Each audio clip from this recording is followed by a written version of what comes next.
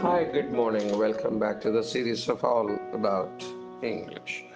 Fair dinkum அப்படின்னு ஒரு பிரயோகம் ஆஸ்திரேலியன் இங்கிலீஷில் இருக்குது. இந்த டிங்கம் அப்படிங்கிறது எங்கேருந்து வந்ததுன்னா சைனீஸ் மைனர்ஸ்டேருந்து, அதாவது சுரங்க தொழிலாளிகிட்டேருந்து. அவங்க தங்க சுரங்கத்தில் வேலை செய்யும் போது அந்த தங்கம் கிடைக்கிற பொழுது அது நல்ல தங்கம், உண்மையான தங்கம், நல்ல கோல்டு, அது 100% பியூர் அப்படின்னு அவங்க கண்டுகொண்டால் அந்த தங்கத்தை அவங்க டிங்கம் கோல்டு என்று சொல்வார்கள். இந்த டிங்கம் அப்படிங்கிறது அந்த தங்கத்தினுடைய எக்ஸலன்ஸை பற்றி பேசக்கூடியது. அதுலேருந்து ஜென்யூன்னஸ், எக்ஸலன்ஸ், ட்ரூத், இதுக்கெல்லாம் இந்த டிங்கம்மை இங்கே ஆஸ்திரேலியாவில் பயன்படுத்த ஆரம்பிச்சிருக்காங்க. For example, Eric and his assistant are fair dinkum magicians.